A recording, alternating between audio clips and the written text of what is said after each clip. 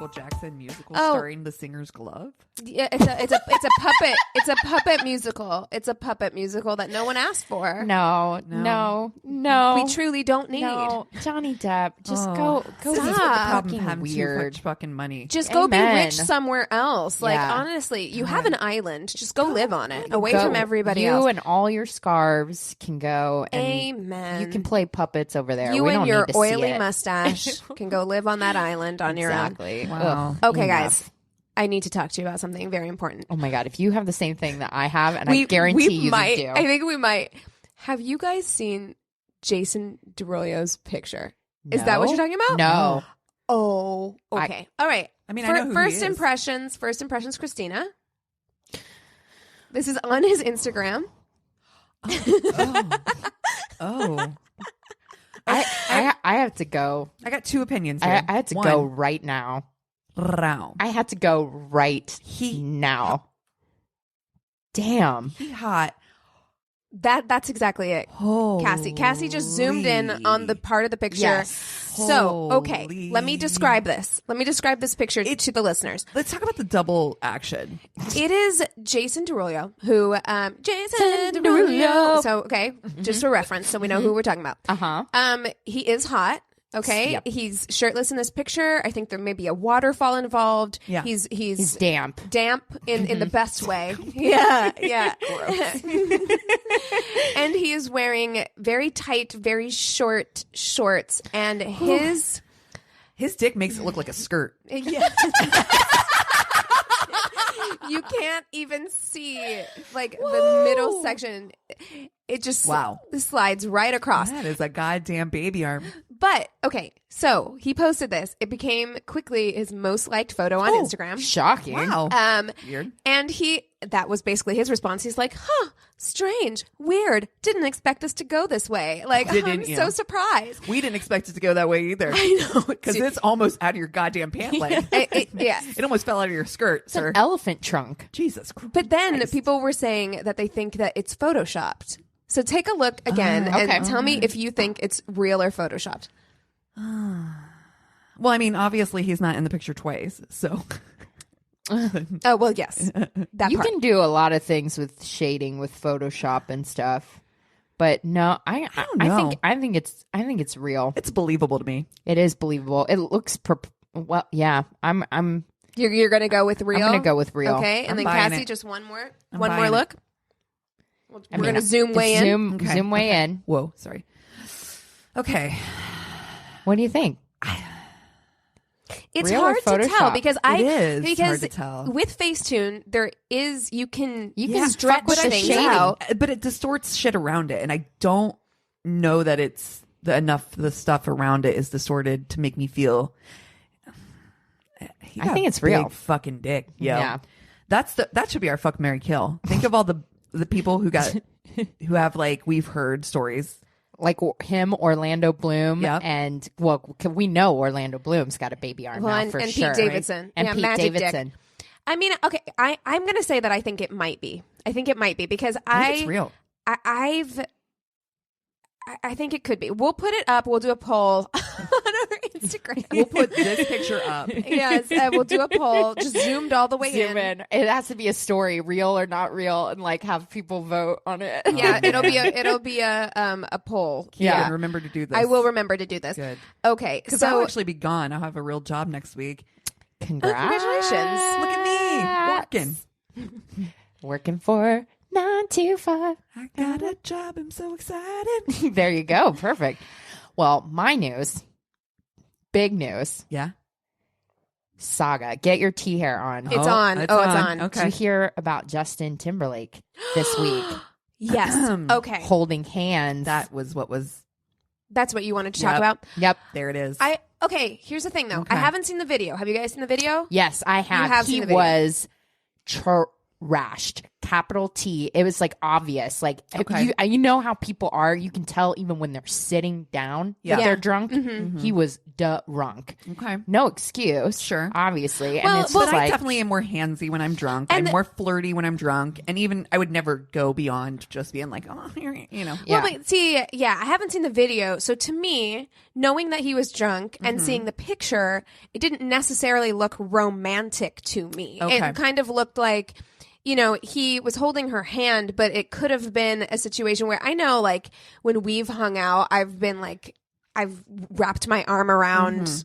And we've all seen that rom-com where somebody accidentally gets in trouble because they snap the picture right at the moment and it looks like they're kissing, but they're actually not. And, you know what I mean? And it's not even a kiss. It's like it's a handhold. And like, to me, that could be anything really, Right. but I haven't seen the video. If this was a picture of Anthony and I, would you be upset?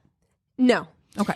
There now you if go. it was a picture of Anthony and some random coworker, you know what I mean? Because that's the thing. It's That's just like true. There you if go. it's Anthony and like one of us, it's like Keegan knows us Yeah. and knows we're not like shady or whatever. And not to call true. this chick shady, but she's just like a random hot coworker. Sure. You know what I mean? That's not like Jessica Biel's bestie. I gotta be honest, Chris has a really good looking coworker, and if I haven't seen the picture, so without I'm not basing this off a whole lot, but if I had caught a picture of him like holding her hand and he was like super drunk, I would probably not think too much about it. I don't know. I think I need more information, and I haven't seen the video because from what I've heard, the video is more sketchy than the photograph. Yeah, it is. He's obviously drunk. He has apologized for it. He says it's not cheating, but he still feels guilty and he feels bad. And they're calling it like this huge scandal, you know, and they're like, Jessica Biel spotted wearing her wedding ring after hand-holding scandal. And Oh my all fucking this. God. Holding scandal. Can it be a scandal if it's hand holding? I don't think that that's a scandal. I think that that's, something that those two maybe need to talk about. Yeah, and be but I like, don't see why hey, this is a national Don't emergency. be getting all like drunk and handsy. Because she's hot motherfucker. too. I've never seen this girl before, but she's beautiful. She is beautiful. Yeah. I mean, and that's what. So that is made Jessica me think. Biel. I'm like Jessica Biel, and I'm like, It's not about beauty, though. It's I not. think It's not. That's we got to get It's away a from the idea a of somebody reminder. being better looking is the reason that people cheat. I Well, don't but think neither it one is. is better looking than the other anyway. I mean, Yeah. they're both insanely beautiful women. Yeah. I think big picture here, though, the question is do you trust him? And if she does, then this isn't even there's no question here. Yeah, because that's what I was going to say is like, Anthony's work parties get rambunctious. We've heard. Listen, I could tell some stories, but I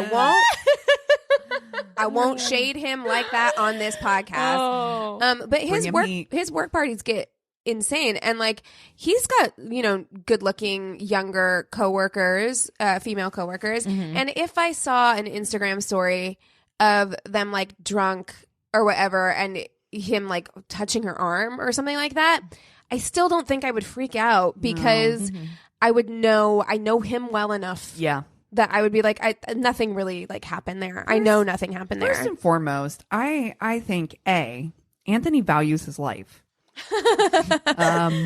I think he very much values you, maybe more than his own life.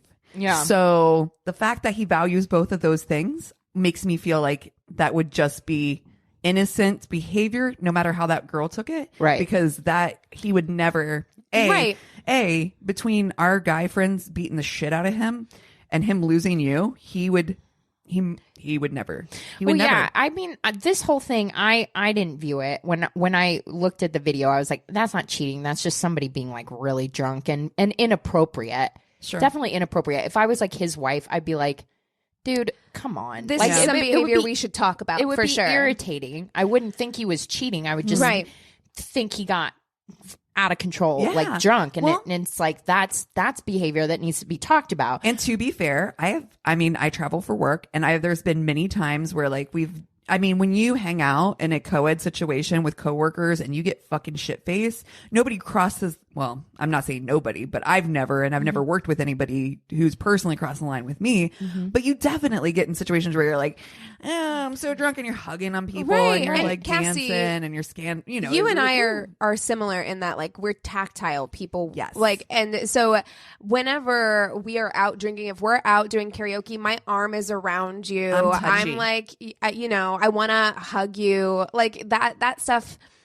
To me, it's some people that's kind of like part of their personality. It's part of their like love language. It's the way they show affection, not necessarily romantic affection, but just friendship. And so if that's something that makes your partner uncomfortable, then those are conversations that you and your partner need to have about, like, listen, I understand that this is how you are, but it makes me uncomfortable. Sure. Well, I'll tell you what, and I've never done anything that I haven't come back home and told Chris about immediately, or just like, oh my God, this wild thing, and oh, this thing happened, But can you imagine what makes me want to bring it up is just like how fucking big it blew up, because like imagine it's ridiculous. Can you imagine your relationship to be under the microscope to that degree is like, and it speaks to our like obsessive culture, right? I don't love that hand-holding scandal. That's literally like they're going bananas. Like, would you really expect somebody to take their wedding ring off for that? Like, are you kidding me? And you believe she's still going to be married to this man with a hand-holding scandal? The hand-holding scandal. 2019,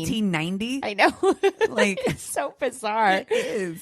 Oh my God. I want to see the Jason Derulo pic again.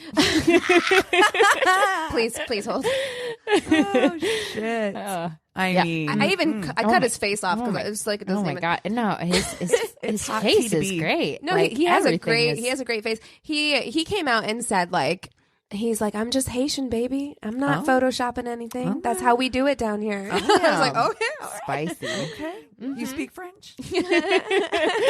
Voulez-vous coucher avec moi? Ce soir? Please? I said please. S'il vous plaît. Okay. Did you guys hear about this? And I saved it because I was like, we have to talk about this because Cassie is always joking. We just had our Thanksgiving where all of our friends came together. And of course, it's the most. I always feel a little weird for people who are new to our group on Thanksgiving. Yeah. Because we're all like losing our shit, gushing over each other when we go around the table to say what we're thankful for. And the other people aren't prepared. They're not prepared for that level of like love in the room. Yeah. And so Cassie's always joking about how we should have our own commune. Oh, we should. And we should just start. This is where the cult starts. We should. And everybody's doing it though. Like Kanye's starting one. Fucking Dude Face from 30 Seconds to Mars is starting one. But you see, I don't have enough money to need. Is that Jared Leto? Yeah. Jared Leto he has an island. You have to wear white, and he's like calling himself a prophet. And he looks like Jesus. Yeah. White Jesus. You didn't know about his cult? Wait, what? I brought this up before. I don't remember this. I think I maybe even brought this up on this podcast I may have before. blocked this from my memory. No, you Nope, can buy a ticket to this island and they play nothing but 30 Seconds to Mars music. Get the fuck out of here. That's lies. You're like, already, I'm out. See, I'm out out forget already. about this next time we talk about it again. Be like, what? Once again, I'm going to be like in shock because I can't. Can't compute. Is there something that just happens to like white guys when they grow their hair long and get a beard and then they're like, I'm Jesus great. now. There goes Ben. I'm gonna make body butter and talk about fallopian tubes. That's actually the tenets to the cult. They're like, just shake it real hard and let those eggs fall out. Okay, so that is coming up on our shorty episode. Yeah. I just realized that our listeners won't know what we're talking about. No, that gets released like Monday. So yeah. Okay, so listen to our shorty episode first, and then then you'll know what we're talking about.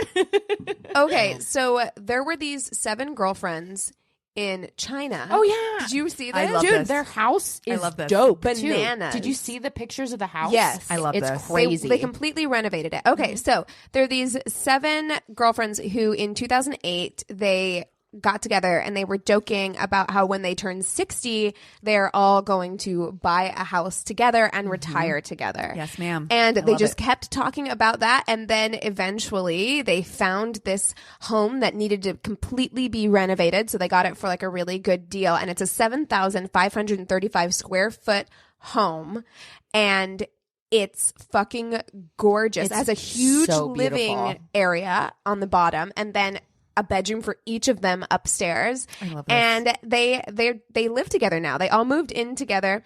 And I love this. It's wonderful. And they were talking about they made their own retirement village. Yeah, they did. And one of the friends said, "We'll probably cook together, barbecue in the fields, sing and collect food in the village. We joke that each of us should practice one skill so that we won't be lonely and fight with each other 10 years later. Some can cook beautiful food, some know traditional Chinese medicine, some play instruments, and some grow vegetables." I love everything about this. That is the fucking best. I feel like this. Okay, I got to be honest with you guys. I think that now that we're moving into this day and age where people are like more questionable about having children, they're like, should we bring children in the world? Like, I think people are really second guessing. I think people aren't actively wanting to have children, which is awesome. And that's great if you choose not to. No, I think that as we do this, there is this need that community is starting. And funny enough that you brought up Thanksgiving, because what I was thankful for was my friends. I find that your community of people isn't just quote unquote people that you're related to, family. Right. Your family is always, I think now it's friends. Friends are our family, and we're supporting each other, and we're creating space for each other, and we're supporting each other all the way into, like, these are friendships that are going to last a lifetime. My mom just went with her best friend. I think I already talked about this, but she went just with her best friend for a month to Europe. Yeah. Just the two of them. But I think that this is the thing, is like, you're starting to see people. It's like, I don't want to end up in a nursing home. I don't want to end up being a burden on my family.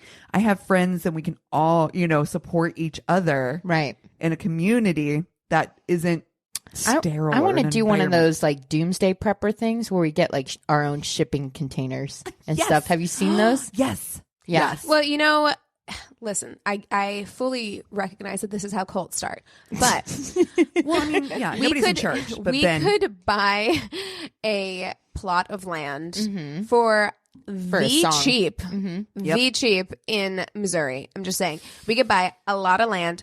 We can make straw bale houses very easily. Insulation's very good. You can all do that all on your own. I'm just saying, we could all have those little tiny homes. Oh, dude. On a big plot of land. I'm here for it. I would rather be in someplace a little warmer. I'm not going to lie. I'm not saying let's do it in Oklahoma, where it's also cheap, but I think we'd get blown away. Oklahoma's not warmer either. No. Well, it's not. No? Because where I'm from is literally an hour from Oklahoma. Oh, right. Well, I'm thinking like OKC, which is on the other side. But sure. But I see what you're saying. I mean, we go to New Mexico. My family has property in New Mexico. Done. Sold. Okay. I'm sold. All right. Sold on it. Excellent. All right. Glad we figured that out. I know. Apocalypse plan complete. In action. I know how to can vegetables. So there you go. I can crochet and sew. There you go. So I'm bringing my skills. Those are the skills I will be bringing. I can play ukulele by the fire. No, I'm just kidding. That would be the one thing that Christina's like, you have to leave now. And we're in our yurt later, like drinking tea. Like, can you believe she brought her fucking ukulele? Oh my God. Just playing Wonderwall all day. Yes.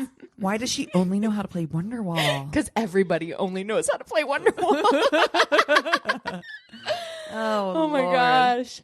So this may be one of my favorite openings. Oh my God. So okay, I've been thinking about obviously Jason Derulo since seeing that picture. Of course, it will live in your brain for the rest of your life, probably. Yeah. So we're that big Derulo dick. You should print it out actually and keep it in your bedside table. Yeah, it's in my wallet, like where your kids' pictures are supposed to be. I'm just like Jason Derulo. It's just a close up. Actually, you've got a wallet size print of just the dick. Just that. Oh my gosh. Well, no, we've talked. You can go too big. You really can. Yeah. You really can. Yeah. But you know what I will say about this photo is it doesn't look girthy. No, it doesn't look too big. It looks, so it doesn't, right. it doesn't look like it's gonna Goldie hurt dick. you. No. It looks like it's going to be a fun time. Goldie Cox. Whoo. So yeah, we big dick in FMK. Okay. Sure. All right. Pete Davidson, Jason Derulo, Orlando Bloom. Fuck, marry, kill. Okay. I think I got mine. I'm going to marry Jason Derulo because I like him a lot. I like him. I like him across the board. That fucking dick. I'm here for it. That body. He washed clothes off that stomach. Oh my God. I know. Good Lord. And he seems genuinely like a nice guy. But he also, in that picture, kind of looks like he might be naughty and nice. You know what I mean? Yeah. He's Haitian, which makes me think that he speaks French. The food too. Yeah. Fucking food. Haitian food is delicious. I'm here for all of it. Yeah. I am going to fuck Orlando Bloom. Yeah. Yeah. We can play Lord of the Rings. I'll even put the ears on. Yeah. Yeah. Yeah. That, Okay. Yep. That, and then I'm going to Kill Pete Davidson. Yeah. Yeah, he can't catch a break. We've done him in Fuck, Marry, Kill before. And he can't catch a break with me. It's just, I can't. You know, I'm I'm struggling. I'm really struggling. I think, I think out of the three of them, I gotta marry Jason Derulo too. Honestly, because you got Orlando Bloom is just kind of like a dick. Yeah. You know what I mean? Like he's a dick with a dick, and Pete Davidson. It seems like there's a little bit of sad boy energy there. too much. Absolutely. Yeah. And I'm like, so I'm definitely I'm gonna have to fuck Pete Davidson. 'Cause you know, I like to fuck a sad boy. You do. I do. I want to change their lives. I want to make them smile. God, I want to give them something to. So Pete Davidson, I'm gonna fuck. Okay. And okay. I guarantee you, he's a good. Oh, yeah. time. I'm not going to lie. He's a good time.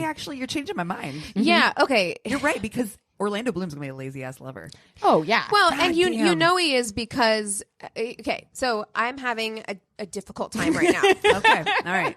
I'm having a bit of a crisis Let's unpack it. Okay. All right. Here we go. because as somebody who saw Pirates of the Caribbean in theaters like 4 times man. when I was 14.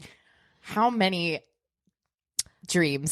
So did you have? These dreams. So go many when you dreams. close my eyes. Between that and also Legolas Stan. I Yeah. thought he was hot. He is hot In Lord of the He's Rings. ridiculously hot. So those crushes that you have in like your formative sexual years They're are real. like hard to let go of. Yeah. You gotta get that out of your system. You gotta fuck him. Yeah, I can But- at least fuck him. But I feel like it'll be disappointing. Okay, I feel like it's gonna be disappointing. Don't Never fuck me- your heroes. Because That's what they absolutely. say. That's what they say. And although there is something very eye roll inducing quote about the Pete Bible. Davidson, Mm-hmm. he has got to have something going on. Like he's got to not only have a big dick, but Pete Davidson knows how to use it. Clearly, absolutely. Like because you don't fuck Kate Beckinsale if you don't know how to Kate use it. Beckinsale does not. No, she doesn't doesn't tolerate play. that. She shit wouldn't. at all. So he's got to know. So I have a feeling like he's going to be good at it. So I'm in this weird space. It's Kate Beckinsale, not Kate Beckinfail. That's It's right. right. That is Yeah. right. I Amen. trust. Amen. I trust. So it makes it hard because because what do you do? I'm going to marry Jason Derulo. He doesn't take himself too seriously. He's going to be in Cats. Yeah. Okay. That's I a man who mean, does not I'm take still- himself too seriously. As long as he doesn't take me to that. Yeah. I'm like. As long as you So- don't make me watch it. I kind of think it's hilarious. So I love that. I'm going to marry him. And I feel like it's going to be a better evening if I fuck. I feel like you will always have that what Yeah. if though, because You're right. you have to, I feel like you have This is to. the second fuck, marry, kill where I've almost picked Pete Davidson and gotten talked out of it. I know. It's the second time. I mean, you can't, those childhood crushes, it'd be Yeah. like, You're right. That'd be me not fucking Tom Cruise. I'm good, fucking, I'm good. me not fucking like Tom York. I'm like, it's probably not going to be great. No. No. But I'll I be disappointed. kinda But at have to. least you'll know. I know. At least Exactly. you'll know. Have to know. When you are on your deathbed, you won't want your last words to be, I should have fucked Orlando Bloom. when I had the chance. And they absolutely would have been otherwise. So, oh my God. When we're all living in the house together and we're all standing around her and I should have fucked Orlando Bloom. but you know what? Also, If I title the episode that, also less annoying voice. Orlando Bloom has an accent that is very nice, and Pete Davidson's voice you is a little annoying. right? So, I've been convinced Okay. and convinced myself I that feel I will good. fuck Orlando Bloom, No and I regrets. will go ahead and kill Pete Davidson. I'll just bite the bullet on that. Did I change your mind as well? Are you going to do Orlando Bloom or Pete Davidson? Who's it going to be? I gotta be honest. I think I'm gonna stick with my original plan. You're gonna Orlando Pete Bloom? Davidson has got that dirty dick energy to me. He does. It just feels dirty. even though it's probably safe. I will put a condom on, and I will text you guys. I'll be like, please let us know. we're on the monkey bars right now. I mean, honestly, somebody that I know needs to, so that I can understand. I'll tell you guys please. all about it. Yeah, I want to know what. We'll have a special episode when it happens. What that mystical dick is, because he's got something happening there, and I need to know what we will find. Exactly, like undoes his pants, and it's like already got like Snapchat filters on it. It's glowing. It's been face tuned as a rainbow in real life. It's like cat ears. Is that a real rainbow? It just comes rainbows. Oh my god! You're like,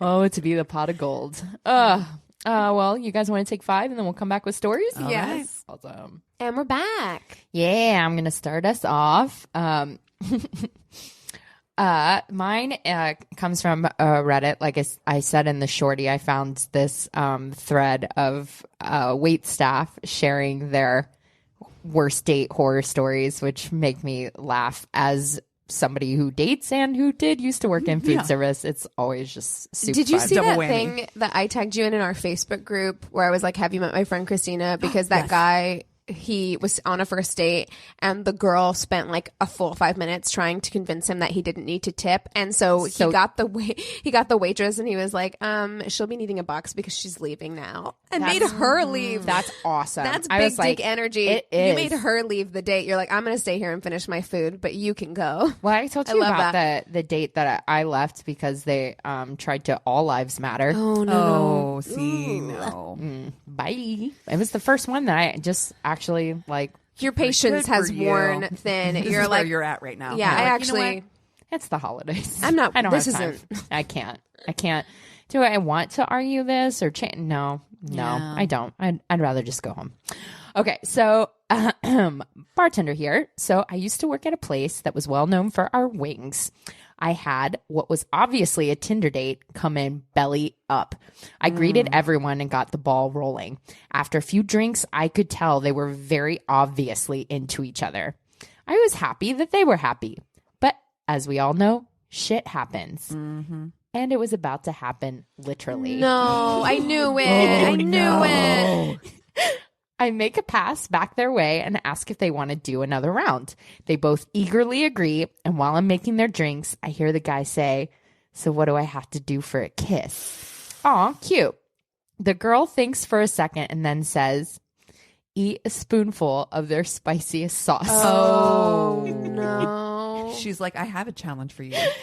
And he wasn't expecting that at all. No. And by the way, do you really want to kiss that mouth afterwards? Absolutely fucking not. It's the stupidest.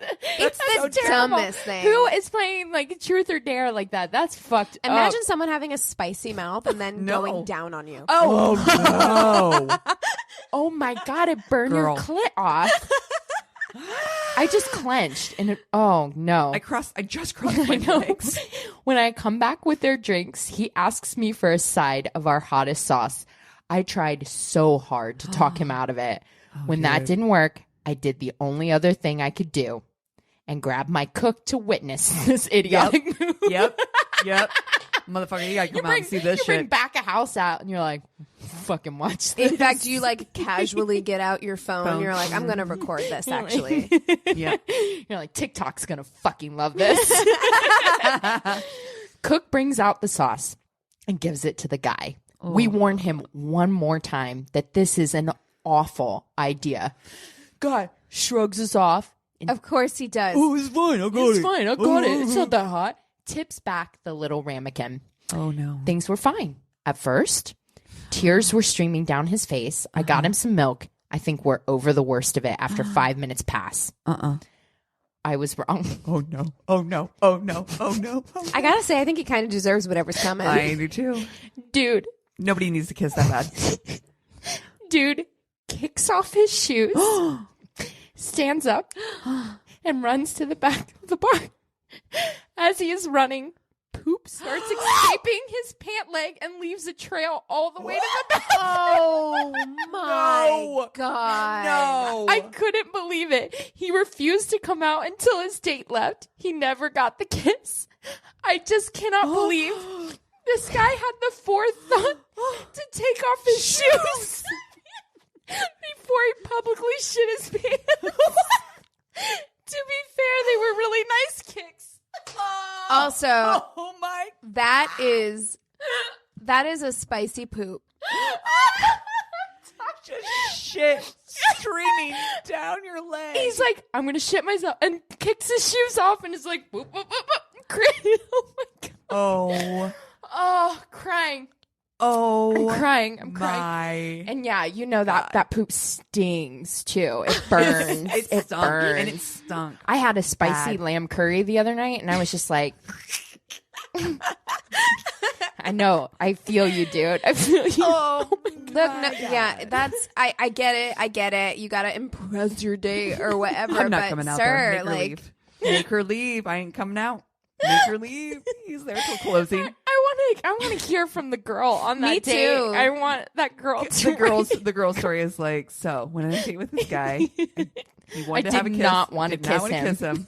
Didn't think he would do it. Didn't think he would ran to take the bathroom, sauce. shit streaming down his leg. Wow. Yikes. And he wouldn't come out, so I had to leave. Ouch. Oh man. And now they're married. Oh. You do. You either never speak again or you're with each other forever. Life. Yeah, that's how these stories go. It's science. Yeah. Wow. Yeah. Oh, I actually hurt from laughing so much. That is, wow. Okay. My cheeks hurt. Okay. So the name of this email is Inappropriate Propositions at Santa's Pub. I hate it. Thanks. I hate it already. Hey, worsties. I can't believe I didn't remember this sooner, but I'm sure my brain has been blocking it from my memory because it was certainly a memorable experience. So I met this guy on a dating app, of course. I can't remember his name for the life of me, nor can I remember which app I met him on. So we'll just say I met Andy on Tinder. Okay. Sounds good. Cool. Yeah. Sounds right. We talked for only a couple of days and we decided to meet up totally impromptu on the first Friday after we started talking. He was going to a popular bar he claimed to frequent that I had obviously heard of but never been to. I get to the bar and he meets me on the porch. The first thing I notice is that he is dressed as if he just walked off the beach. Board shorts, flip-flops, and a Hawaiian shirt. Oh my God. I hope it was like 40 degrees outside. Did I mention that we live in Nashville? But there's always that guy. There is always that guy. My legs don't get cold. Yeah, my legs don't get cold. I was on set. Yeah, I was on set and it was like 5 a.m. and it was fucking cold. Like it was cold outside. And there was a guy walking around in shorts, in cargo shorts. I was like, why? What do you think you're proving right now? Well, like, who do you think is impressed by this? You said the first buzzword I need. Yeah, you're like, cargo shorts. Dead dick. It's one of those like X's or whatever. No. I just don't understand because clearly there is a thing when you're from the Midwest. There is like a breed of guy who thinks that it's like a sign of like strength. Oh, right. That they don't have to wear long pants or like closed-toed shoes. How strong I was, but I don't wear pants. Yeah, I'm like, why? You just look stupid. Anyway. Yeah. Right. We say our hellos, and this guy spoke as if he were in his early 20s and lives to surf. We are both nearly 40. Does he have one of those shell necklaces? Puka shell necklace? In my mind, he 100% does. Yeah, he has a puka shell necklace, and also his hair has got like... tips. Yeah, sure. He's got highlights. Yeah. We are both nearly 40, and again, in Nashville. He asks if I want to drink. A landlocked state for those of you who are not in... Right. Like, Tennessee is landlocked for those of you who are not in the United States. Beach. No beach. Nary a beach near. He asks if I want to drink, and since I do, we finally walk in. As I have never been here before, I had no idea what to expect, so I was more than mildly surprised to find that inside of this bar was packed with much younger people.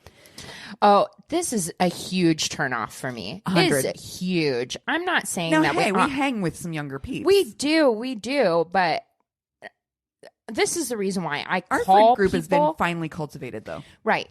Blood in, blood out. But this is the reason why I call people on the phone before I meet up with them, because I feel like there's something in someone's tone of voice and the way they communicate where you can tell right off the bat and be like, we don't have that. Like, and to me, someone that's like, it makes me think of Matthew McConaughey. Oh. You know what I mean? In Dazed and Confused, Absolutely. where he's like trying to like hit on like young girls, or trying to be like, if you're like 40 and you're trying to be 20 like that, it's massive such a turn off. And I think we can all remember someone like that. And when you were in your early 20s or your late teens, you didn't think it was as weird as it is. And now you look back. I thought it was weird then. I didn't. And I look back now and I'm like, that 30-something-year-old had no business hanging out with a group of 19-year-olds. Right. You know what I mean? Yeah. Like that. It's weird now. It is. Yeah, absolutely. Creepy. All right, so they were doing karaoke, but it was impossible to see the karaoke DJ or performer. We began weaving our way through the place over to the bar to grab drinks. Dude stops at nearly every other table, and at first I think he sees people he knows. Maybe they were just regulars. But eventually I realize he doesn't know any of these people, as they keep looking at me asking who he is. Of course, it's so loud I couldn't hear what he was saying. We end up making it... Makes me think, like, do you work here? That's what I was just going to say. Working? Am I interrupting your shift? Right? Are you just checking on your table? Or are you trying to sell drugs to all these like, I know. 20-year-olds? Oh, Puka Shell dude is definitely Puka Andy. He's in the bathroom at the... I'll bleep that out. Yes. Oh, Lord. Yeah. We end up making it to the bar where a small group of women were sitting in stools. One of the women had her bottle held up for the bartender to see it, and he took her bottle and told her he'd take care of it. Also makes me think, He's you working? You're working. Yeah. She looked at me, and you could tell she was so uncomfortable as she said, "I'm so sorry. He doesn't have to do that." I just shrugged my shoulders and told her it was fine. As he was giving the chick her drink that he bought for her, the guy behind me asked if I was with him, and I told him kind of, but not really, as we just met. The guy then bought me a drink and handed it to me as Andy walked back over. He then told him how uncool it was for him to buy other women drinks if you were there with someone else. This guy is not on a shift. He is just fucking... He's just a weirdo. It's weird. Bizarre. Yeah. I told Andy I needed to step outside as it was hot in there and there were so many people inside. This is where it gets good. So we're talking about our lives, where we're from, our kids, etc. Turns out he's from Florida and has a son he has custody of. He then tells me he would invite me back to... He would invite me back to his place, but his ex, baby mama, is staying with him for now because she is hiding from her current husband, who beats the shit out of her. Oh, no. Obviously, I tell him it's definitely not a problem, to which he says, "We can always go fuck in my car. It's parked over there." 40. This man is 40 years old. Now, "We can go fuck in my car. It's just in the parking lot." Now, No big deal." okay, I'm going to lay down the law. I have fucked in cars. Oh, sure. And, I'm But 37. not because somebody was like, "You know what? That's fine. I can't take you to my house, but we can go fuck in my car." Exactly. That's exactly. not it. That's not it. it. No, exactly. I was stunned at first, but promptly declined his offer, to which he then replied, "Well, we don't have to do it in the parking lot. I know a perfect spot for not far from here where I go when I need to do drugs." No. Oh my God, can we please put on the Doors box set and I can just really remember being 16 again, dude? Oh my God. Are we going to Lover's Lane? Oh my God. I don't like that. Again, I turned him down and he said, "Well, if you change your mind." I won't. Then he asked if I wanted to take another lap inside. Motherfucker, do you own this bar? Like, you're just like, "Hey, how you guys doing? Good? Good? Need a beer? Got everything? Are you great?" How fucking weird is that? If somebody would come around and do that to us, I'd be like, what? Who are you? Who are you? You know what? I feel like probably that's happened. Oh my God. Yeah. So anyway, he leaves. She doesn't return. She's making apparently his lap around the bar. She makes some meet some guys in the back, in the patio area, and starts chatting them up. By 1:30, she's like, still hasn't seen this guy. So she's like, fuck it, I'm going home. She doesn't She held out way longer than I would have. Way longer. Yeah. Way longer. She wakes up the next morning and had 10 to 15 missed calls starting from around 3:30 a.m. and ending around 5 a.m. Of course, I didn't call him back. He tried calling one more time the following Friday, and I blocked his numbers. That man was on cocaine. I was just gonna say that. That man was on cocaine. Yes. Because that is the only you were up all night until 5 a.m. That's cocaine. Cocaine. She sees you ladies are the worst and Princey's the best. You make my commutes to and from work so enjoyable. I can't wait for you to come to Nashville for a live show. Hell oh God, yes. hell yeah. Oh my God, let's go party in Definitely. Nashville. Dude, are we ready to party in Nashville? I love Nashville. Not with that guy, but No, we're not cocaine ready. Love you all, and I look forward to hearing more great stories and seeing more great things from you ladies. Oh, yay. That was a great story. Dude, what the... That's a lot to take you know in. what? I bet that guy moved to California, and we see him on occasion. I have gone on a date with that guy, actually. Yeah. I went on a date a few weeks ago with that guy. With Dubro? Huh? With Dubro? Dubro, yeah. We have frequented some dive bars in this city, and we've had some weird shit happen to us. Do you remember the guy who gave us all bath salts? Yes. Like full, not the drug, like full... Yes, to be clear. Opened containers of like bath salt. Scented It was bath for my salts. birthday. That's right. Yes, and Mine was lavender. Was that the mine too. Was that the year that the Pomeranian was there too? I think there was a Oh my Pomeranian God, in that that's right. bar. with that random chick that was like screaming. So metal weird. Also like a songs. bad mom. She was a very bad dog mom as well. Yeah, I mean, so we have seen some characters. Yes. And those people are on dating apps. Yep. Those people are on fucking dating apps. So call Could them. you fucking imagine showing up to one of those guys? no. Bath Or salts guy? or the I give out mushrooms in the dive bar bathroom guy. Oh, Yeah. that guy. That Yeah. we've encountered on yeah. occasion. Like, you know. Well, we didn't Well, because we didn't go to the men's restroom, but by proxy. By by proxy. proxy we have. We know him. Yeah. Hoy vey. Okay. So Exactly. this was sent to us, and we guested on Boobies and Newbies, and Kelly from Boobies and Newbies was asking for holiday dating stories for us to feature during our episode. So that episode either has already come out or will come out soon. So go listen to it. She sent us this for that, but we were already done recording, so we missed our opening there. We got you here, girl. Yes. So it is a holiday story. Yes. Here we go, all caps. Traditionally speaking, Christmas Eve has been the Super Bowl for most of my bad decisions. Yes. Yep. That is the best opener ever, actually.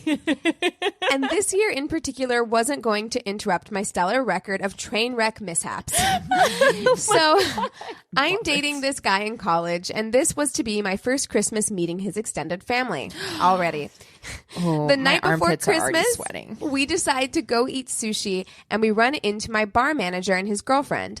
After many sake bombs and other drinks, we decide it's a great idea to run to our bar that's closed and grab a bottle of Jaeger. Oh. Absolutely not. No. First mistake. That's one alcohol that I cannot do. I don't No. fuck with that. Do not fuck with that. But it gets worse. Grab a bottle of Jaeger, vodka, a case of Red Bull, and a few 12 packs of Bud Light. Keep in mind, there's still only 4 of us. I was just So going a to late say, night? did you pick up like 5 other people, or it's Puka Shell guy? He's like, there. I got one of came. these 12 packs all to myself. Because like a few 12 packs for 4 people alone is like a lot. Yeah. And you've already, how many sake bombs deep are you? And also, can we talk about sake bombs and Jaeger bombs in one night? Dude, I'd be out, and like I could throw it back. I can throw it the fuck back. But just listening like to that, that. I'm like, I'm actually drunk, I had just to heard that. I had to take the next week off. Of No, work. I mean, we're drinkers in this room. Yeah. And I absolutely won't do that to my body. And I will eat Taco Bell at 3 a.m. and I won't do this to my body. So there's that. Yes. But at 22 or whatever, you think you're fucking invincible, or like however old you are when you're in college. this is going to go to White Castle, isn't it? The story is going to White Castle. Oh, yeah, it is. That's White Castle drunk. The next morning, we wake up and head to his parents' house first to open presents. So keep in mind, she was doing that shit on Christmas Eve. You're meeting your boyfriend's extended family for the first time the next day. I'm surprised I'm not dead. Most of my parts wish I was. Yep. Of course, right. Yeah. Back in these days, a simple egg McMuffin and nasty concentrated orange juice would cure a hangover. Yeah. I remember being 20. You know, I never could, still can't eat greasy food when I'm hungover. Oh, it's the best. I can't do it. Yeah, like my I body have to. repels it. Mine's a sausage biscuit. Yes. Like literally just plain sausage biscuit from McDonald's cures a hangover for me. I can't Sausage do it. egg. I either need something plain like saltine crackers, or I'm weird and my body is like, if you don't replenish with vitamins and minerals right now, like I need to have like a smoothie. Also Diet Coke. I like the sparkly aspartame goodness. So Diet Coke and a sausage biscuit's my hangover cure. Boy, now I want McDonald's. I'm so hungry. McDonald's breakfast is the best. I don't care. It really is. Being so hungover, we don't realize that everything is closed in this college town. It's Christmas. We decide to carry on to his parents' house, as I'm sure we're already running a little behind by the tension building in the car. He's like, get in the car, get in the car, get in the car. My boyfriend keeps mentioning how much I'm going to love his present and that it's super thoughtful. Spoiler alert, it wasn't. Oh, no. We get to his parents' house. They give way too strong of hugs for a hungover girl and immediately want us to open presents. I hate this. He rolls this big-ass box towards me. I pull away a giant piece of wrapping paper and the room fills with the smell of cardboard. My senses are so magnified as I'm way too hungover. I feel my facial expressions getting out of control. I'm sure my face is green and it's getting so hot in this damn house. Oh. That is so true. Like when you're trying to keep it together when you are hung over and you're trying to act like everything's fine, it makes it worse. Oh my God. It's like so bad. If I'm hungover, I need to just feel hungover. Just There's let something me- about like trying to power through it that actually amplifies it. Right. I want to put on my hood to my hoodie and literally just like close those drawstrings. Yeah, real tight. Real tight. It's just a circle. Only nose out. Just nose out. Like, and I need to curl up in the fetal position on the couch. That's what needs to happen. I pull it together and open his present without puking. Thank God. Oh, he bought me a 300-pound flat screen TV. What? I know. Super thoughtful. I mean, it's a good gift, but it's not necessarily a thoughtful gift. I think sometimes, not men, I guess people don't understand the difference between like expensive and like thoughtful. Yeah. It's not the same. I worked with a friend who was like notoriously the worst at gift giving. And I remember for one Christmas, his wife finally got so fed up when his big Christmas gift to her was a pair of orange Crocs. Oh, and she was just, is this? It's, I'll bleep out. It's, no, he did not. Yeah. No. He's the worst. He's the worst gift giver ever. No. Orange fucking Crocs. And was like, get the fuck out. She was so actually, mad. you need to move serious? out. You need to move out Are now. you fucking serious? The best. I would fucking die. I love that story. Oh my It's God. like, nobody wants that. It's your one. wife, Mario Batali? She work in the kitchen? No. She doesn't want fucking Crocs. Nobody does. Bright orange Crocs. It's so weird. Well, somebody does because somehow that company is still in Still business. around. Dude, chefs, they're great for chefs. They're great for people that work in the kitchen. Though, like, Yeah, no. No. I hate it. Yeah. What? Okay, sorry. She says, okay. Anyway, he opens his presents from his parents, and we are off to meet his lovely Cuban grandmother and all of his cousins. Ooh, That's you're a lot. not done yet? No, there's a lot to the story. In the car, he is emotional and wants to pick this time to point out that my reaction to his gift, quote, wasn't what he thought it would be. I explained that the cardboard smell was so overwhelming, and I'm just glad I didn't vomit all over the box and his family. I just needed something of substance in my system. He interrupts that we are almost to his family's house, that he's sure there will be plenty to eat, that everyone will love me, and that we can discuss the TV later. We are bringing this back up when you feel better. Oh, no, I don't like that. It's a TV, bro. It's fine. Calm down.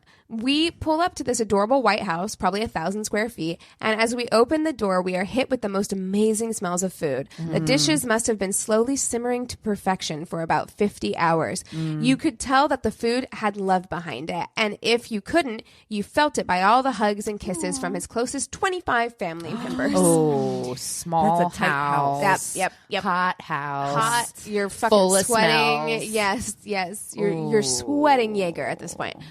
I scan the kitchen and his grandma comes over. Dear, are you hungry? Yes, ma'am. I really just need something. She continues to tell me that they are almost done cooking and it should only be about 40 minutes or so. Panic ensues. I'm not going to make it 40 minutes. I just need a cracker, a piece of bread, a fucking crouton. The room is getting hotter and I'm able to hold it together. The torture of watching, no one really cooking, and the dish is just sitting there for about 30 minutes when all of a sudden, okay, everyone, dinner is ready. I honestly still don't know what needed 30 minutes, but everything was amazing. I loaded the largest plate. I ate like I had just made it to the merge in Survivor. Yes! I love this story. I can't help it. I dive straight in. I am so happy to fill my stomach as quickly as possible. My stomach, oh, you sweet, naive 22-year-old alcohol-lined stomach. My eyes get glassy. My throat gets watery, and it's getting even hotter with everyone gathering throughout the house eating. I pan the room for the single bathroom. It's occupied, of course. 25 people in one bathroom? Oi. I whisper to my boyfriend, I need to go outside. He has a worried look, and I'm able to quickly walk with the most nervous fake smile I've ever possessed.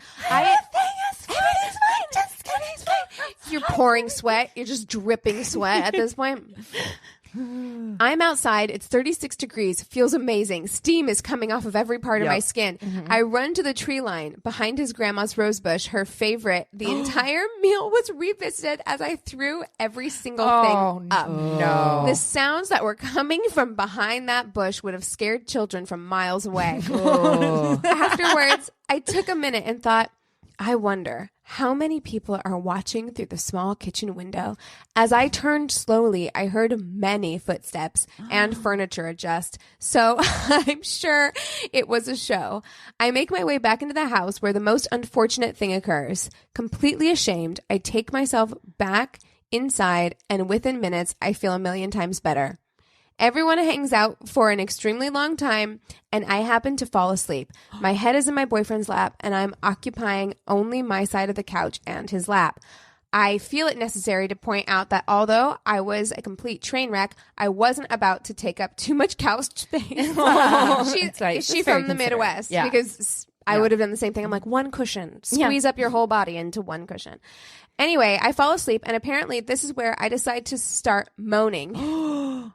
Yep, my ass decides to have a full-on sex dream in the middle of the family story sharing time. My boyfriend shakes me awake and whispers in my ear, we are going to talk about this later, but right now, you cannot go back to sleep. No! Dude. Oh my God. That was the last time I was physically at his family's house, but something tells me his wife is overhearing them retell the story of that time he brought that train wreck over to shower grandma's roses with vomit before coming on grandma's couch.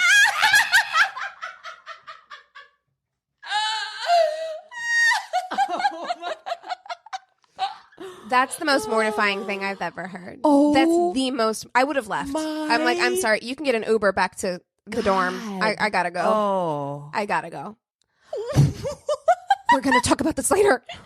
No, we're good. No, we're not. We're not. You go ahead and return that TV. Yeah, exactly. In fact, just keep it. You can keep it. Oh my God. You don't have to call me again. It's fine. I understand. Wow. I understand. This all makes sense. Oh my God. Well, I'm glad that we're in a good mood because I'm about to blow it. About to blow it. Is Chris back with the wine or not? I'm just kidding. I'm kidding. Yeah, exactly. Let's check. We may want to restock. So I'm going to trigger warning this. Okay. First of all. Okay. It's that bad. Okay. It is, there is violence against children and animals in this. Just be warned. I got a lot of my information from this book by Jerry Bledsoe. He wrote for Greensboro Times and he did like a series of articles, and then it turned it into a book called Bitter Blood.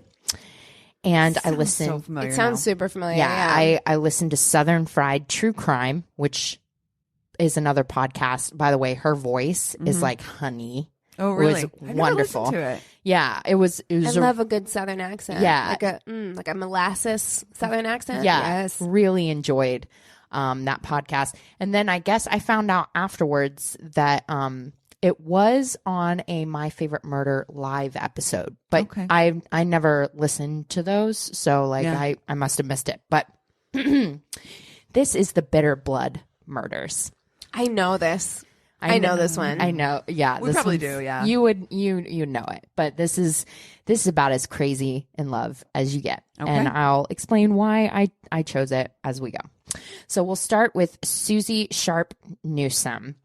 She went by Susie Q. She was named after her aunt Susie, who is like one of the first female judges in North Carolina. Her family is important. They're a very prominent family in North Carolina, the Newsomes and the Sharps. So like she had like a really blessed childhood. She was delivered by her uncle, Dr. Klenner, and he said that she had Time out. yeah. I don't want either that's your brother or that's your brother-in-law. Yeah, I and didn't they're think family looking was at your allowed vag. to do that. I do not want you in my vag. Yeah, no, At all. he was all up in there, and he Oh, delivered your her. badge. Here's the question I have: I thought doctors weren't allowed to practice on family? I don't know, but he did. Huh. He would have been, because he was married to Annie Hill Sharp, and she was a Newsome. So it was Well, it's like a uncle couple of by things. marriage. What year? Oh, okay. This was like in the late 60s that she was born. So the 60s, and also really rich. Yeah. Yeah. Suits. Rich people get to do whatever they want. Right. To the 1960s, I think rules were probably different. Right. Sure. So she went by Susie Q to differentiate herself from who she called Aunt Susu, which was the judge in the Aunt family. Susu. That's And cute. because she was born with what the doctor said was a heart murmur, he said in order to treat it that she must not ever become excited, ever. You must not this story. excite her at all. And so she was incredibly spoiled. She had to have everything her way. Oh, the worst. immediately. The And if worst she- type of child. If she did have a temper tantrum, the only way to calm her down was to pour cold water on her. Like she was just so incorrigible. But she grew up beautiful. She grew up intelligent. She also grew up incredibly headstrong and had to have her way. So she goes to Wake Forest University, and there she meets a young basketball player named Tom Lynch, and he's a couple years younger than her, and he immediately feels like, I mean, she's like the fraternity sweetheart. She is beautiful. Pictures of her at that time, she was like May Queen. She was all of these things, and Tom can't believe that he's Snagged the one, the beauty. Yeah. And he comes from a pretty prominent family too. Like everything makes sense on paper. And so he gets excited. They start to become serious, and he takes her home to meet his mother and his sister. So Tom's mother, Dolores, was also a very headstrong, kind of like intense woman. She Southern matriarchs are intense. So I'm like, it's so funny when you learn about Dolores. I'm like, dude, Tom went and married his mother. Yeah. He really Sounds did. like it. He really did. And I don't know why he thought that they would ever get along. It was hate at first sight. Dolores hated Susie, thought she was haughty, thought that she was better than everybody else. And I mean, she Takes one to know one. exactly, like they just both hated each other. And at the end of the day, like, of course, Tom like picked Susie and was like, oh, okay, like I'm gonna let this woman tell me what to do now. Because so they get married. Of course, like the day is overshadowed by Dolores and Susie like having a big old fight. oh my God. Get the fuck She over blows it. she blows up about Janie, Tom's sister's bridal or what bridesmaid's dress was wrinkled. And so her and Dolores get into a screaming match about it because Susie's like, she's not going to be in my wedding. Her dress is wrinkled. Oh my God. Like, I just, as someone planning a wedding right now, who fucking has the energy? This is rich person energy of like, you clearly aren't concerned about fucking anything else. Yeah. If you have time to be this upset about something like that. Like the people that like want to start drama. Like 100. Who's got time for that? I mean, I guess rich people. Rich people do. Yeah, exactly. So they get married and they move to Lexington, Kentucky because Tom had just graduated and he was going to dental school there. So unfortunately for Susie, that meant that they were only like a half an hour away from Dolores, who she was just like, we're never visiting. And in fact, when she had her first son, it actually took like forever before Dolores was allowed to see him. And even then she had to stay at a hotel and call ahead to make an appointment. I really think that if I hated my mother-in-law that much, it would be a deal breaker for the entire relationship, because it's just like, you have to see that person all the time. You have to make it work. Like that's not according to Susie. Susie's like, no, goodbye. She's like, no. She's like, Dolores will be dead soon. I don't care. Yeah, exactly. So it's so much tension. But finally, like, Tom moves to Albuquerque, New Mexico, and Susie's like grateful for the distance, but immediately she fucking hates New Mexico so much. Nobody gives a fuck about her Southern family there, or her breeding, or like people. They sure do not. Nothing here. Let me tell you, as someone whose family is from New Mexico, I was born in Albuquerque.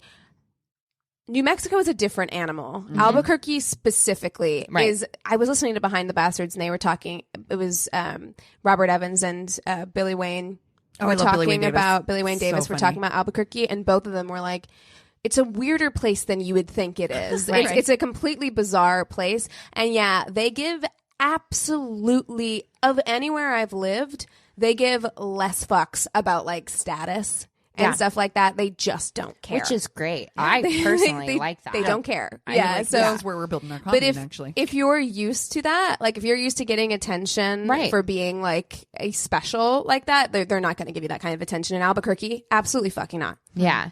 So by this point, like they've been married like 9 years or so. They have 2 boys at this point, and the marriage is just on the rocks. You know, like Susie doesn't like being so far away and in a place that she hates. She doesn't really have friends. She's kind of aimless. She's taking care of the boys all the time, and Tom is never home.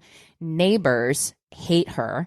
They are fairly certain that she's beating the kids. One of the kids gets put in the hospital. He's got a bump on his head and a concussion, and she tells varying stories, and people start to like talk to Tom. They're like, I'm pretty sure that Susie is like losing her temper on the kids, and he kind of like refuses to believe it, but she's home alone with them all the time, and she doesn't have any friends or anything. Like she's just losing it.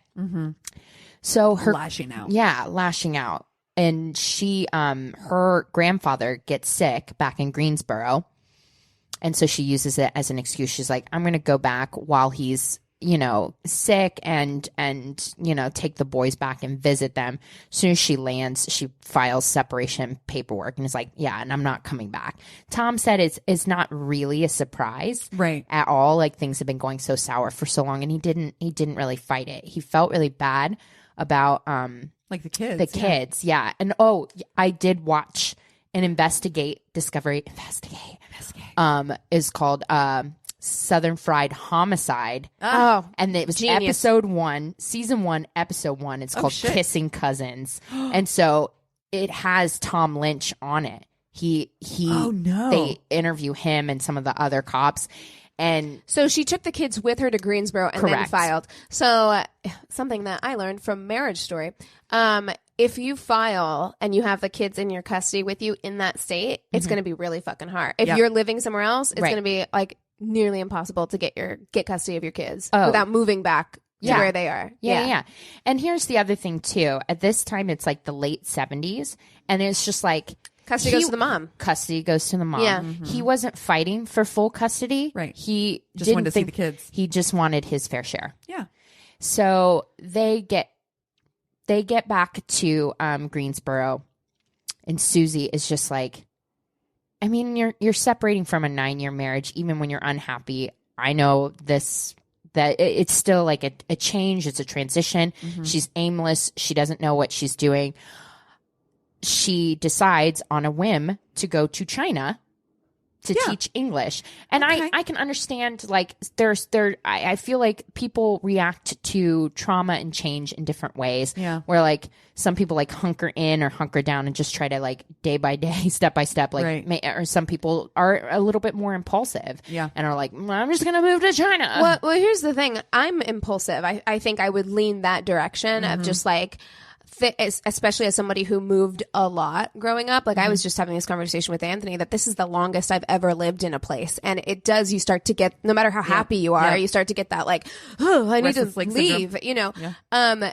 So I feel like I would lean that way, but I don't have fucking kids. Yeah. And also I think when I read through this thing, I personally think that it was a reaction to hearing that Tom was dating so quickly, because there are some indications that she thought that he would come and try to get her back, and the fact that he was like bye and started dating someone else really quickly makes me think that then she got like it was the impetus for her being impulsive and be like, well, fuck you, and you're never going to see your kids. You're dealing with a person also who, like, is so fucking used to getting what they want. Exactly. Like, you know, exactly. How dare you? How dare you? So she goes to China, and it's supposed to be for like a year, but it's a mess. It's not what she thought it was going to be.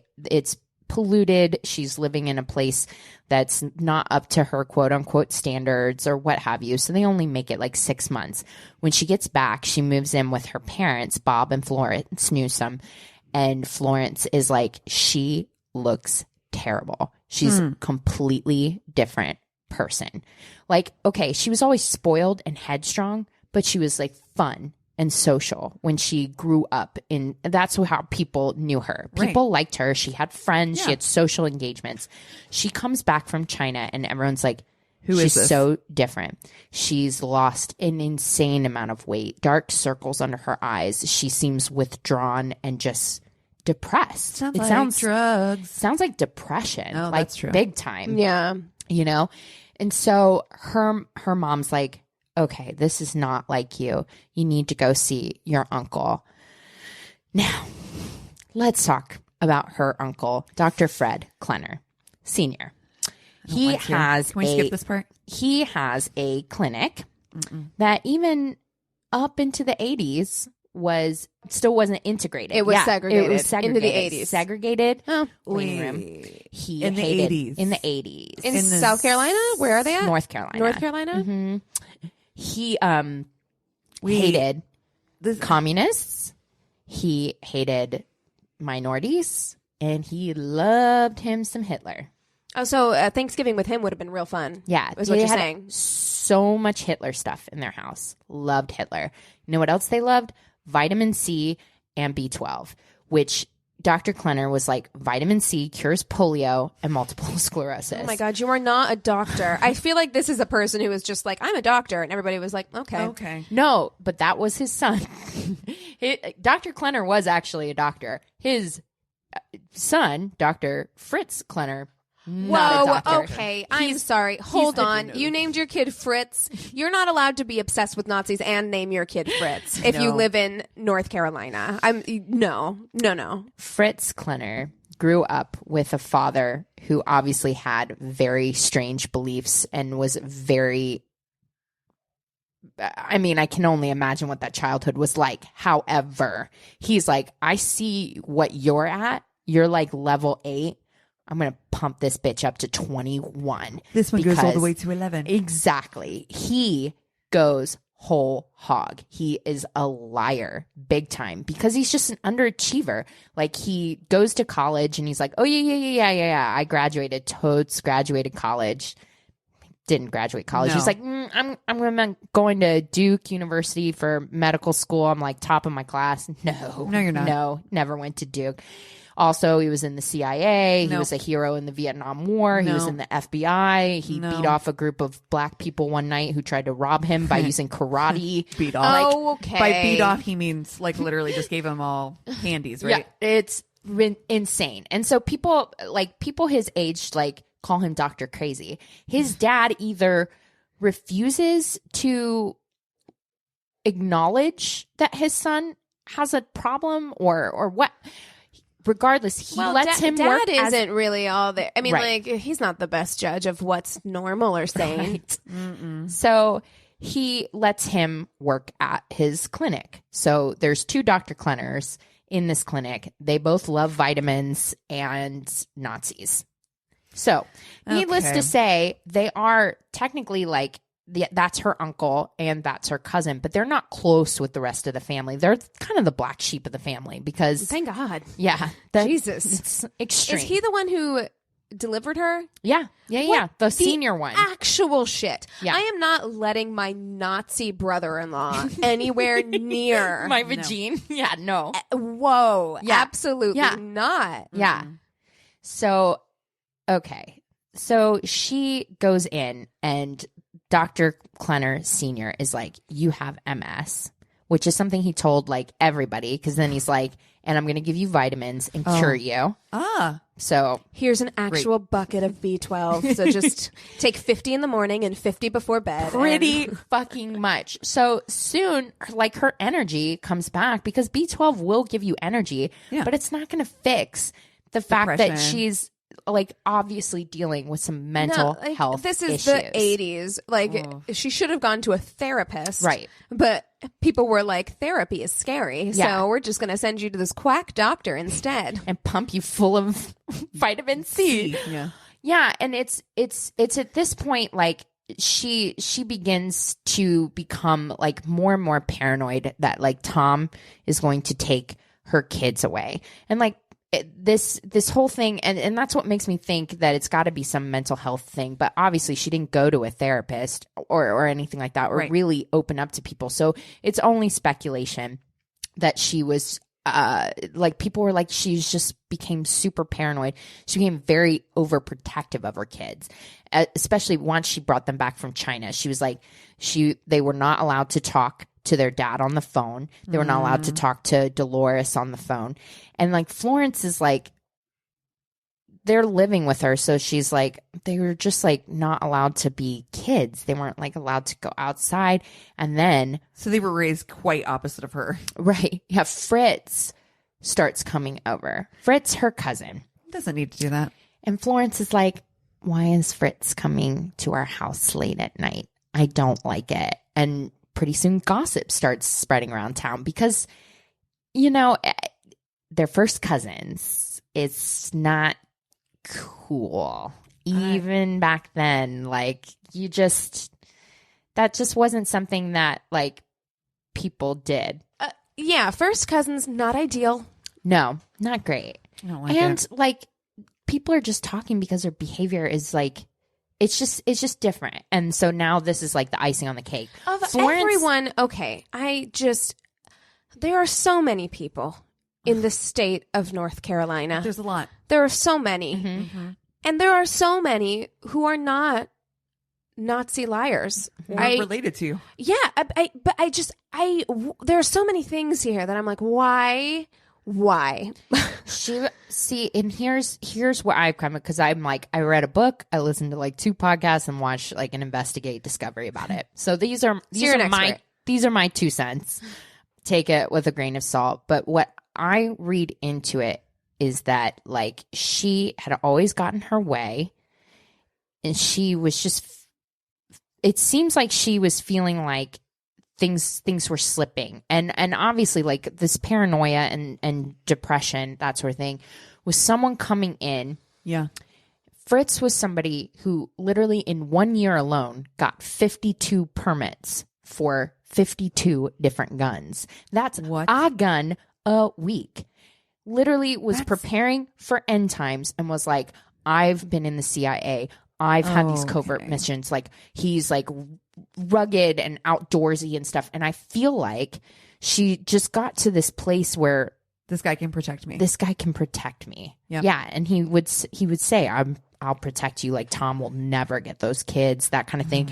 And I just feel like I mean, I don't know how you can buy all that bull crap unless you're like kind of lying to yourself too at that point. But she had isolated herself because the latest thing happens. She gets in a huge fight with Florence, her mom, where she's living. Cause Florence is like, yeah, like, not doing? Your crazy fucking cousin. Like, what are you doing? Like, this guy's insane.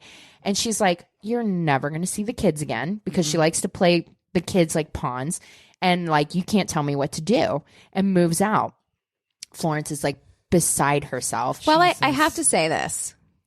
This is why you don't treat your kids like you don't idolize your kids like that when they're little, because like you created this monster, like you did. Like, you can't treat them like little precious things that always get their way, and you just praise them all the time for every little thing because they have no ability to like adapt. They can't function. Yeah. Can't cope when things don't go the way that they're supposed to go. Yeah, and so it's not really a surprise that she responded to a difficult, rough patch in her life like this. Right. You know?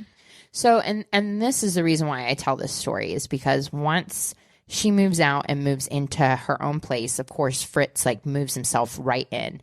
And I feel like this is what terrifies me about this story. There's so much that does, but this is really what nails it down to me, is like, I feel like you can meet somebody and fall in love that amplifies your best traits and makes you better. Or sometimes you meet somebody and fall in love with somebody that amplifies your worst traits. And actually like being able to recognize that, being able to step back and be like, wow, I don't like the person that I am with you is something that should have happened, that she should have been able to look in the mirror and realize what was happening. But she didn't. You know what? I feel like she probably wasn't able to do that because when you are so used to being praised for absolutely everything, and then you hit a point when people are being critical of you and like being critical of your decisions, and that comes as a surprise to you, and then you meet somebody who is praising your bad behavior and your bad decisions and feeding into your bad decisions, you're just like, oh, this is great. Yeah. So literally it's like, to me, like looks like water going down the drain. Yeah. This is where this story goes. It's a fucking spiral out of control, because they literally do. They are two bad people that make each other 10 billion times worse, because they're stockpiling guns. They're stockpiling vitamins. They are I'm sorry. Not only Too that, many vitamins. Finally, like, Tom gets to see his kids after 2 years of not getting to see him. I mean, this divorce custody thing was just like a fucking nightmare. He capitulates to every single one of her financial decisions just so he can see his kids. Wow. So he hasn't seen them in 2 years. They come off the plane. They are pale. They are underweight. They're not really making eye contact. Well, yeah, and you can't all have in a their cocktail luggage of, is a giant thing of vitamins. Yeah, you can't have a cocktail of multivitamins for breakfast, lunch, and dinner every day. Wow. Like that's not how kids work. They're like, Dad's like, where's your pajamas? I have Flintstones. Exactly. And some vitamin C and vitamin C and more vitamin C. But B12. Yeah, so he's like mortified. He's like, oh, I can't believe this. Like, and he gets them to open up and gets them Explain to be what's kids. Happening. Yeah, again, and he's like, goes straight to his lawyer, and he's like, this, we got to work something out. This is not okay, because their custody agreement was like he could get them 2 weeks in the summer and like a week at Christmas. That's it. Jesus. And not only that, the boys are too young to travel by themselves, according to Susie. So not only does he have to pay for their airfare round trip, right, he has to pay for her to drop them off and go pick back. them up.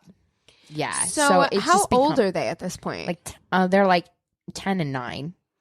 I could be completely naive about this, but it really bothers me that people don't treat children like autonomous human beings who are capable of having a say in what happens to them. Because I feel like oftentimes in situations like this, when they're like 9 and 10, 11, 12, like you should be able to ask them what they want. Right. Sure. Yeah. I think that there's something though to be said about it as a child manipulating that situation, which is like, well, I can eat as much candy as I want if I'm at this parent's house, and she doesn't even care if I do whatever. So I'm not saying doesn't mean they're putting the best situation. I'm not saying like they should be able to make the decision, right? But the fact that like up until recently and even now, we don't ask kids what they want. Right. Like we treat kids as though like they're unable to have opinions or like they're not like autonomous human beings. Considerations. I think they ask and they take it into consideration, but I don't think that not in a lot of situations that I've seen. Not in a lot of divorce situations that I've seen personally in my life, at least not that I'm aware of, have the kids been like asked. Yeah. So I'm sure often it depends on age as well, like and especially back then, it was so much like the mom, it went without saying. Yeah. Right. That was what was going to happen. So the boys are just wrapping up their trip. Mm-hmm. They're almost done getting ready to fly home when Tom gets horrendous news. July 1984, like Dolores was just one Sunday afternoon coming back from church and gets out of her car at the top of the driveway and gets blasted in the back of the head with a shotgun, like dead. Who could it be? And runs Janie. God, I really wish I knew somebody who had like 16,000 guns. I know. At this point, if you get one a week, Janie inside hears the gunshot and is quickly overtaken by the assailant and is also shot and killed. A couple days later, like their friends are worried because they can't get a hold of Dolores and go and find the scene. Tom is notified. He cannot believe it. The police are stumped. It looks like a professional hit. Jesus. They have no idea. It appears to be like a staged robbery, which also I wanted to talk to you guys. If you're going to stage a robbery, just actually rob some shit. Yeah. Because every time they fucking know. I'm like, who is still trying to stage a robbery? Just take shit. Yes, just do it. Honestly, you already killed people. Yeah, you might as well. But every fucking time when you're watching Dateline, it's like they unplugged a few electronics and opened some drawers. And you're like, what? Why? Yeah, exactly. Just take that DVD player. Take it. Exactly.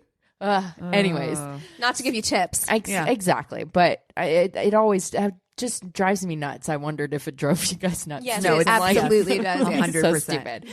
But so okay, they're stumped. They have no idea. And Tom calls Susie, and he's like, "Can the boys please stay and we can grieve as a family?" She's like, "No."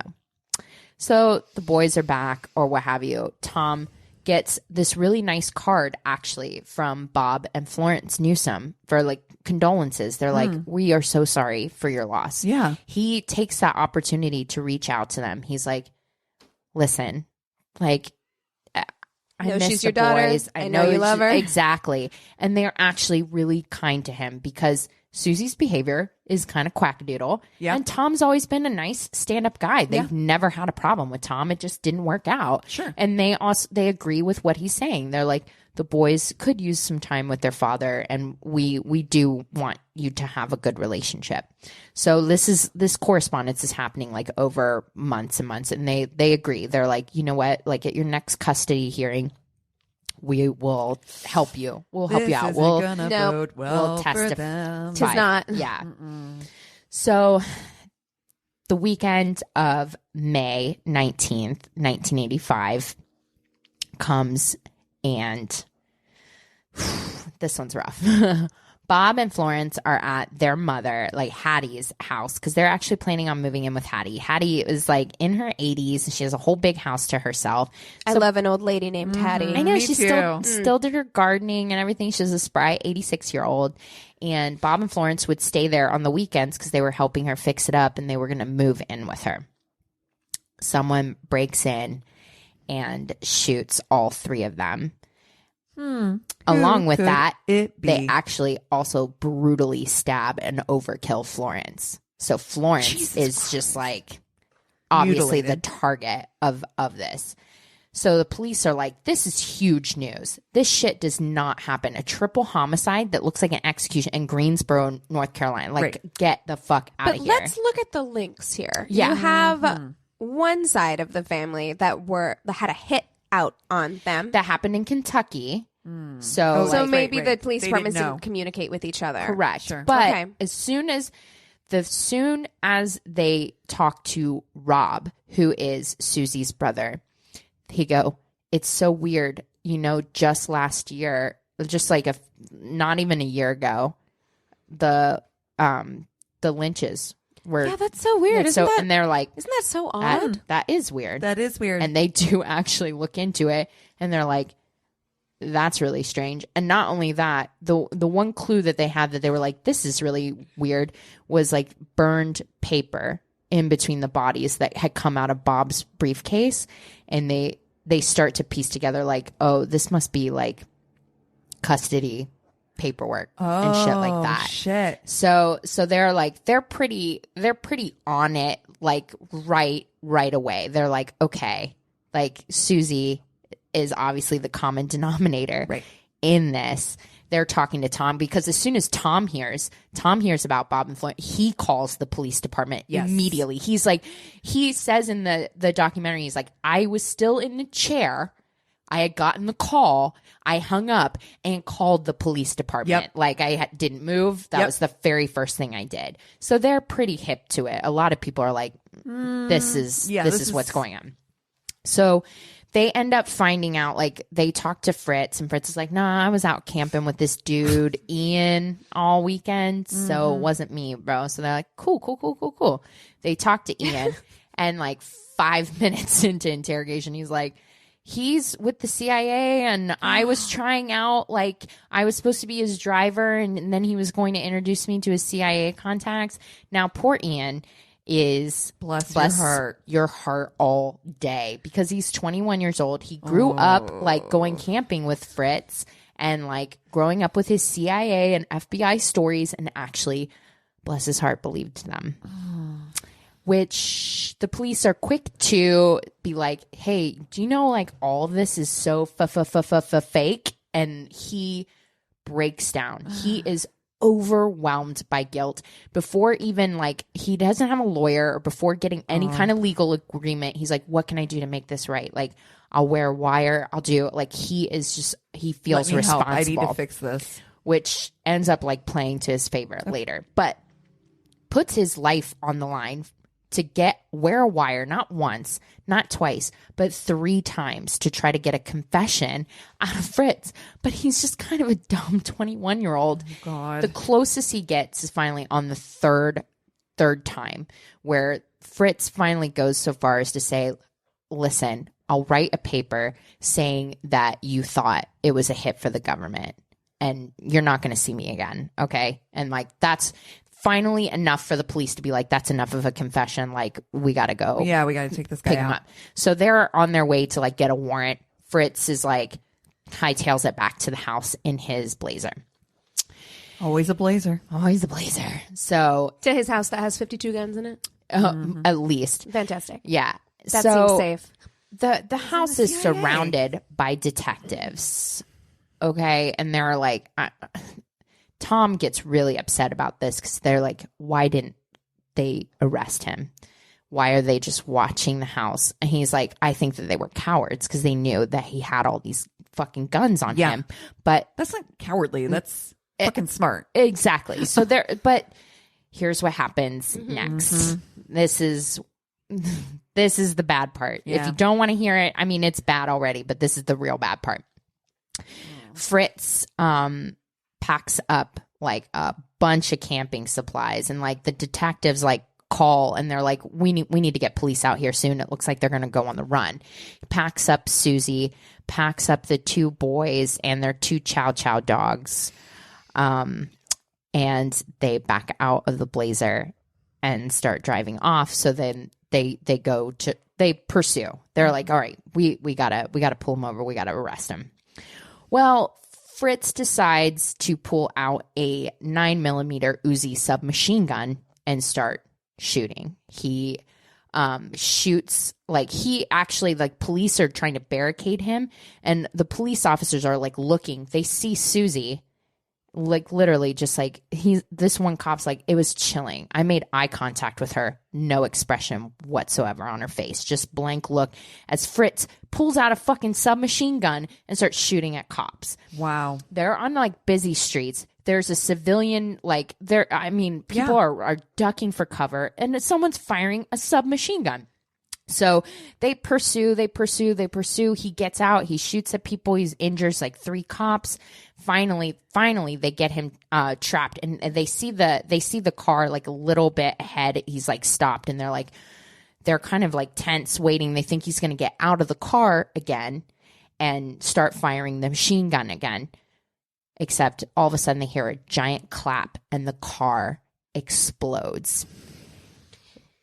Literally pieces raining down, and it happens across the street from a school bus stop with children. And you see, like, I know hindsight is 2020, but in Tom's defense, one, of course, it's grief because those are your kids, but also, yes, it would have been dangerous to approach the house, but what you've done now is you let him leave and endanger the lives of civilians.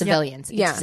Exactly. Because there's articles from like 30 years later where like people, like little kids that witnessed this because body parts rain down. Jesus Christ. Like half of Susie's body ends up in a ditch. And I'm like, school kids fucking see this. Again, hindsight is 2020. They probably didn't have a lot of experience with this kind of thing. Oh, yeah, so they didn't. They didn't really know like what the best case scenario. The best course of action would have been. Mm-hmm. Looking back, yeah, they probably should have approached him in the house. Yeah, because it's just like, yeah, it could have been a disastrous situation, right? But it was a disastrous situation anyway, and you endangered the lives of civilians. Pull him over and take him in on the way home. Before he even got to the fucking house. Yeah, you know what I mean? Exactly right. Yeah. Well, so Fritz gets blown like 100 yards away, and a cop like runs up to him trying to get like a deathbed confession. Pretty much, they don't get it. He chokes on his blood and dies. They find the boys tangled with the dogs, but what's apparent is that they actually died of gunshot wounds to the head. Oh my God. Autopsies later performed. The bitter smell of almonds. The boys were poisoned with so much cyanide that it was just like they could smell the almond smell on them.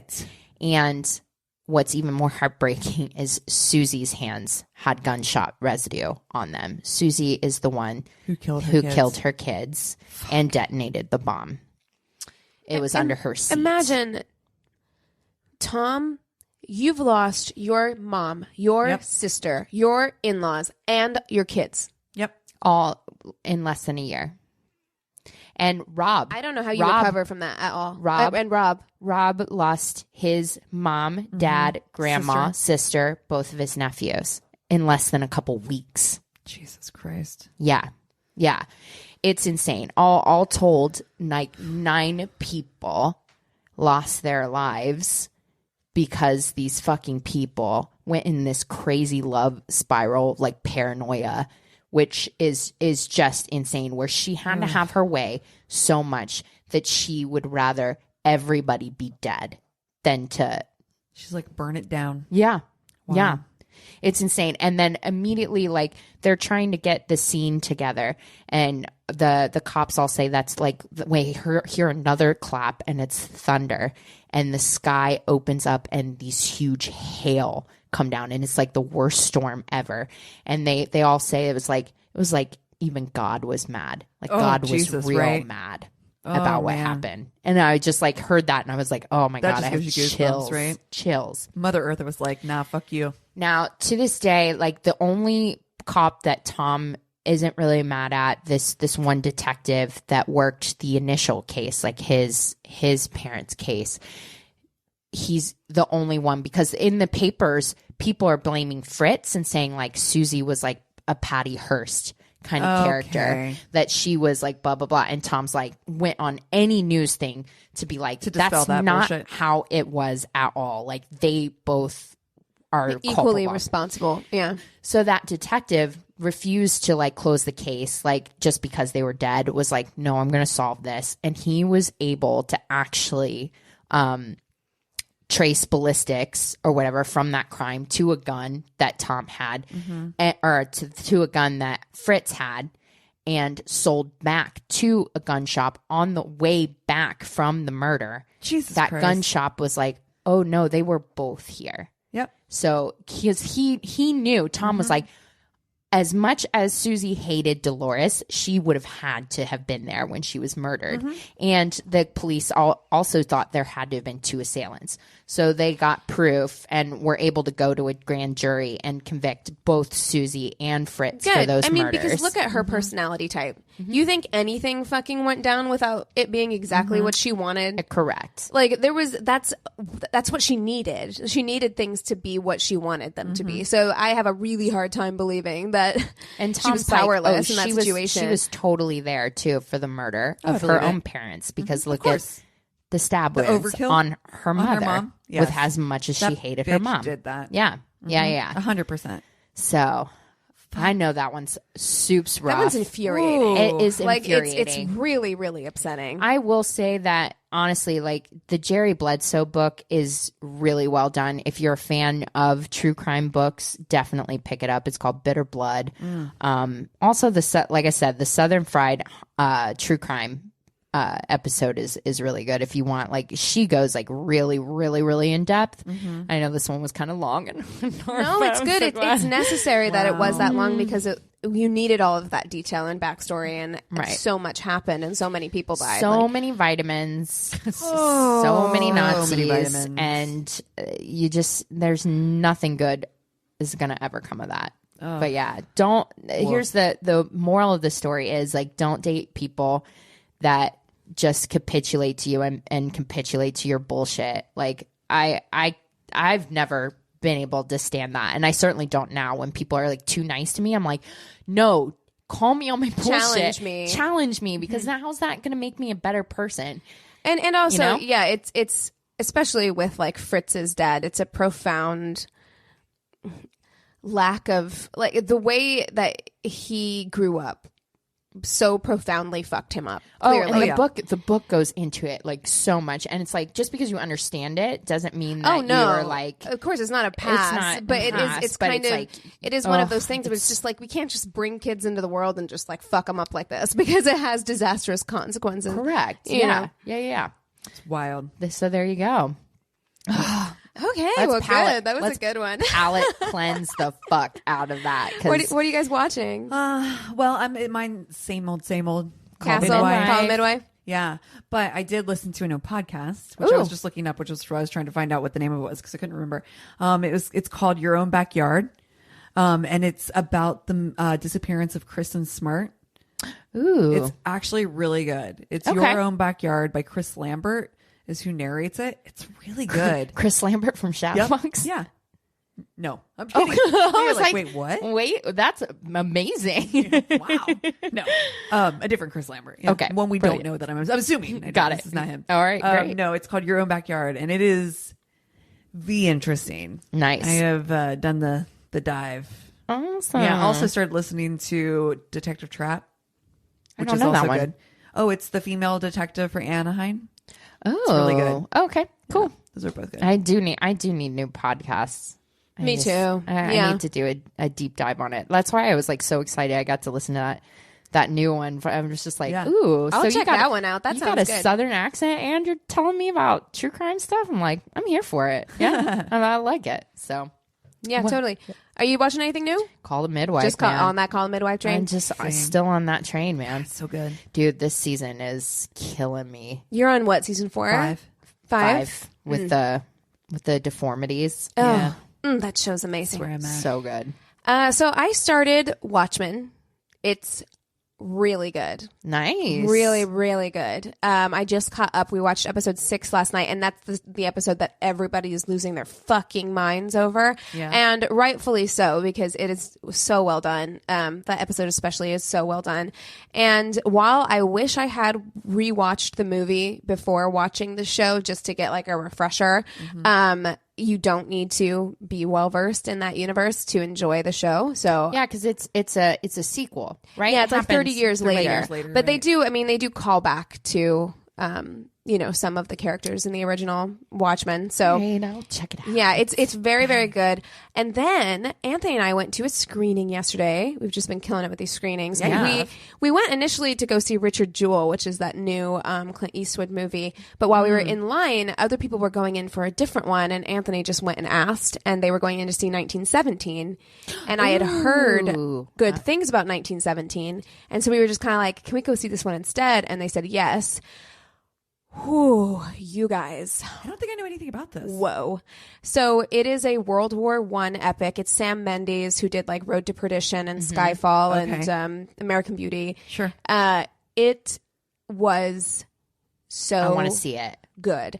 I would say this one though, like honestly, go see it in theaters. Okay. Because the way it is one of the most beautifully and insanely shot movies I have ever seen. Whenever I read stuff about World War I, it makes me, I'm like, I cannot even fucking imagine. That is insane. Your anxiety will be at a fucking 10 because like the way that they, like the trauma, like all I can see is just like the amount of PTSD that came out of that generation for like good reason because they're just like bunkered up and then also the way that it is shot. It's shot to look like one continuous take. Oh, wow. Like it goes black in the middle and then they come back. So I guess 2 technically continuous takes, but the whole thing is shot. There are no POVs. There's no like over the shoulder shots, insert shots. It looks like it's one take. Wow. Which is insane and would be so fucking hard to Imagine shoot. the editing. It would have been, it's got to win awards for editing because it would have been so difficult to edit, but it is so good. Your hot priest from Fleabag is in it for like a scene and he's so funny. Funny in a movie that is not funny. Oh, great. I love hot priest. So yeah, I would highly recommend that. Comes out, I think, on Christmas. So if you... I know that everybody is into war movies. I'm not typically super, super into war movies, but this one is worth seeing. I think it's going to clean up at award season. Okay. So, all right. So, yeah. Awesome. But you also saw Knives Out. Did you talk about that already? I don't know if I talked about that. I saw that a couple weeks ago. Knives Out was real cute. That's totally like your movie. That one, you're really going to enjoy it. Yeah. Knives Out was very, very entertaining. Yeah. Awesome. Well, hey, if you've got stuff that we should watch or check out or listen to, you want to write us stories, we're always taking stories, so send them our way. You want to check out merch on Patreon. Dude, I have to buy one of those All My Besties Are Worsties We shirts. got new designs. So good. It's so good. We've got new designs. Go to our one-stop shop of a website at myworstdatepodcast.com. We so appreciate you guys listening. We love you. Cheers.